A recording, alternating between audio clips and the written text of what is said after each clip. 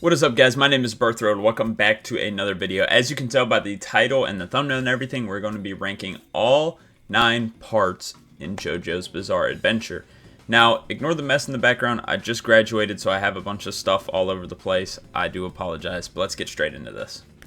So at number 9 here, I think this will come as a shock to nobody. We have JoJoLion.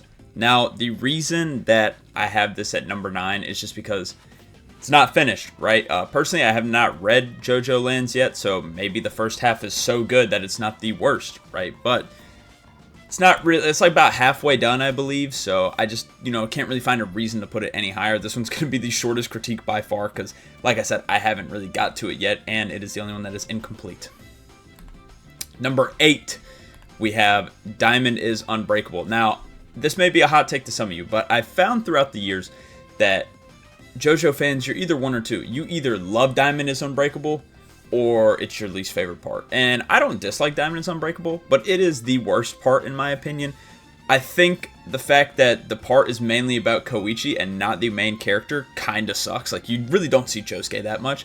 And as well, JoJo's has no filler in it, but Diamond is Unbreakable have multiple episodes that don't matter to the story whatsoever. Like, Invisible Baby has nothing to do with the story whatsoever. It's honestly a waste of, and I believe that was 2 episodes it took up for Invisible Baby. And the rats as well on the mountain have nothing to do with the story. That's just, and even the chef guy, I like the chef guy, that was cool, but that had nothing to do with the story. Honestly, they just felt like they were filler. They really felt like filler. They really had nothing to do with anything. That's why I think Diamond Unbreakable is the worst part. They just have so many pointless episodes, and they're not really enjoyable, other than the chef one. Like, the rat one is boring. The Invisible Baby one is super duper boring. Like, that's just not a good episode, right? So, for that reason, that's why I have it at the bottom. But some people love Diamond is Unbreakable because of the characters. Also, I'm not a big Rohan meat rider. Like, Rohan's kind of the same way. You either love Rohan or you don't really like him. I don't really like Rohan at all. And like I said, the main part is mainly about Koichi and not even Josuke. Like, Josuke is probably the coolest or second coolest character in this part. And he's not even in half the episodes, and he's the main character, so it's kind of sad. Or he might be in them, but they're not about them. I feel like we follow Koichi more than we do Josuke, and it's a little bit disappointing. Now, once it gets to Kira, I will say that is the best like boss fight and like villain in JoJo's. I'd probably have Kira as the number 1 villain in JoJo's, or number 2. But that fight and all that build-up was great, but it was only the last 12 episodes, right? So that's why I have it this low. I'm also going to rate them out of 10. I'm not rating JoJoLion because it's not done, but Diamond is Unbreakable, I'm going to be rating it a still solid 8 out of 10, right? It's probably the only one that's going to be an 8, though. Number 7 here, we have Phantom Blood. Now, a lot of people do hate Part 1. I don't. I like Part 1. My only complaint about Part 1 is it is slow. Or not slow, short, I meant to say. I didn't mean to say slow. That was a mix-up of words right there. It is very short, right? I think Phantom Blood in the anime is like 8 episodes now. I haven't read all of these, but I've read all the parts other than Part 9. I just haven't read that one yet. And Phantom Blood, I do like. It sets up a good story. My only complaint, which isn't really about Phantom Blood, but more of like how they treated it after Phantom Blood, is that Jonathan is the perfect Joestar. He is supposed to be what represents a Joestar, and no one else is like him.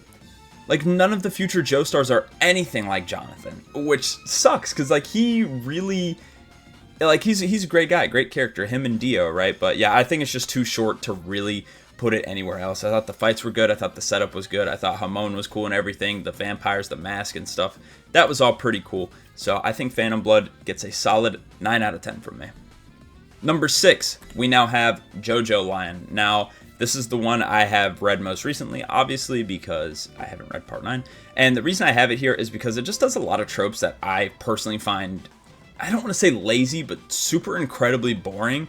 Like, for example, obviously there's going to be small spoilers in this video. I'm not going to try to spoil a lot, but I'm going to have to when reviewing these. The whole memory loss thing is stupid in my opinion. I get why he lost his memory, and I do think they do memory loss better than most, if not all shows that have done memory loss.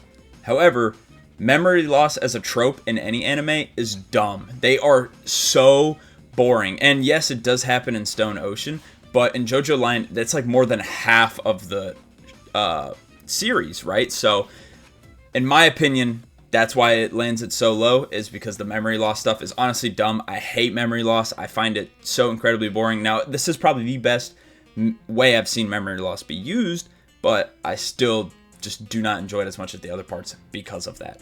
Although Gappy is really cool. He's really the only character I really like that much from this, but yeah, Gappy's pretty cool. Number 5, we have Battle Tendency. This part is the funniest part of JoJo's, hands down. Joseph is hilarious. So already there, you get good points there for me. Also forgot to rate JoJoLion. I'd also give it a 9 out of 10. But anyway, back to Battle Tendency. We have, here about Joseph fighting cars and the other, or the Pillarmen, that's what they're called, yes. I thought the Pillarmen were kind of cool. I think they're kind of the weak part, though, because other than Cars and Wamu, AC/DC and Santana just don't seem that serious to me. They don't really seem like threats. Caesar also is a pretty cool character, and the way it starts as well with Smokey Brown and Straizo as well, all the way up to Lisa in the end when they fight Cars. Very good part, right? I really enjoyed this, thoroughly enjoyed this. All the fights are awesome, and Joseph is still the only Joestar to really exemplify that runaway mentality, and it's hilarious. So that's why I have it this high. Battle Tendency, I'm going to give a 10 out of 10. Everything from now on is a 10 out of 10, but I do have something to say once we get to number 4, which we are now at number 4. The top 4, I personally could rearrange anyway. Just depends which one I watched most recently or which one I read most recently, because all in the top 4, in my opinion, have a argument to be the best in my mind, right? Other people, I know some people have Diamond is Unbreakable at number 1. Personally, I don't really understand that. These top 4, I understand being at number 1. But number 4, we have Golden Wind.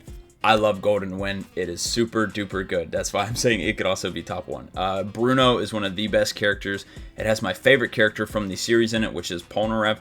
Giorno is probably one of the weaker main characters, but still incredibly good. Honestly, all the side characters are good except for Fugo. Everybody hates Fugo. Villains are great. Even the side villains like Risotto were fantastic. Overall, Golden Wind is just a fantastic story, and the way everything flowed throughout was beautiful, honestly. And there's a lot of sad moments, there's a lot of good moments.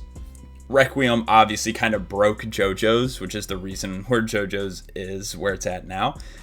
Because if you do not know, Giorno is incredibly overpowered, and he basically just got exited. I don't know what the right word is. I don't think retcon's the right word, maybe, but I don't know. He just got exited from the series, right, because of how strong he was. But Golden Wind as well, I'd give a 10 out of 10. I don't have any complaints about it other than Fugo, so I guess that's what lands it at number 4. Number 3, we have Stone Ocean. Now, Stone Ocean gets a lot of hate, and I think the only reason it gets so much hate is because the main character is a woman, and I'm not trying to be that guy or trying to, complain and be oh, y'all hate women or whatever, but I really just don't understand how other people, how you could not like Stone Ocean. It has one of the best villains. It has some of the best side characters like Weather Report, Anastasia, Hermes, it has FF as well. Even Jotaro is in it, of course. This has one of the best cast of characters. Story-wise, it is fantastic. The only episodes that kind of suck are the memory loss episodes. Every other episode feels unique, interesting. We get to see so many unique stands that, were likely never thought of before. So it's I don't understand how people don't like this part, especially because the ending to Stone Ocean is one of the greatest endings in any anime. When I watched the Stone Ocean ending, I thought about it for months, daily. That's how good it was. And so, yeah, again, not to be that guy, but I really think if, the people that hate on Stone Ocean, they just don't like it because the main character is a woman, because JoJoLion is fantastic. And in my opinion, JoJoLion is the best main character, other than maybe she's 1 or 2, right? I love her. I think JoJoLion is one of the best characters in all of JoJo's. So yeah, the reasoning behind people having Stone Ocean so low whenever I see other people's rankings doesn't make sense to me, because there's not really anything wrong with this part. I'm obviously giving Stone Ocean a 10 out of 10 as well. Number 2, we have Steel Ball Run. Now, I've read Steel Ball Run, fantastic read, great and everything, but Steel Ball Run has one issue that keeps it from number 1, and it would be different if not. I absolutely hate Johnny. Johnny is quite literally, this is not an exaggeration, if you've read it, he is a terrorist. He is the villain of the story. What he does more wrong than anyone else he has to fight in the entire, well, maybe not anyone else, but he does more wrong than Funny Valentine, the main villain. Funny Valentine may have done a thing bad or two, but overall, he's doing something for his country to help them out. And he's even going about it in a relatively decent way, because we've had presidents before who've gone crazy, you know, like Andrew Jackson and stuff. Funny Valentine's taking a way better approach. Johnny is literally a terrorist to the country. He is. And I just cannot stand that he's like supposed to be the hero of the story. He's a villain. He's a terrible person. I hate Johnny. And now, Johnny technically, I mean, he might be one of the main characters, but if you've read Steel Ball Run, and I remember this quite vividly, they showed Gyro and said Gyro is the main character of this story. Now, could they have two main characters? Maybe, but it does say Gyro is the main character, so in my eyes, Johnny is like the deuteragonist. Gyro is the main character. Gyro is awesome, fantastic. I love Gyro. This part also has probably the best villain in JoJo's, tied with Kiro, which I'd give to Diego. Diego's fantastic. But yeah, the reason this doesn't land at number 1 is because Johnny is just an awful human being. I cannot stand Johnny. He is a terrible person. I do not like him whatsoever. And I'm honestly glad that, you know, spoilers, he did not win the race. I am so glad he didn't. He did not deserve it. I do not like Johnny. All right, now we're on to number 1 here, which obviously, if you know all the parts, you know what this is going to be. It's going to be Stardust Crusaders. Now, I get why some people don't have it this high, because like the pacing or whatever, like there's a lot of, you know, there's a lot of time between the start and when they get the Dio, right? But I personally love it. I love all the fights they go on. I love all the adventures they go on. I love all the characters, the villains, the bad guys, everything. Also, it has the best character in the entirety of JoJo's, Polnareff right there. Polnareff is the GOAT. I love Polnareff. He's the greatest character in JoJo's, one of the greatest characters in anime, even though he's French, which is crazy. You know, a French guy being the best at something is beyond me, right? But anyway, besides that, it is honestly fantastic. It introduces stands, of course, which is what JoJo's is built off of now. And it also really was the first one to get really weird. Like, yes, Joseph's part was a little weird, where he like dressed up as a girl or whatever, but for the most part, it was relatively tame and kind of funny. This is the one where they really got experimental, and it really turned into like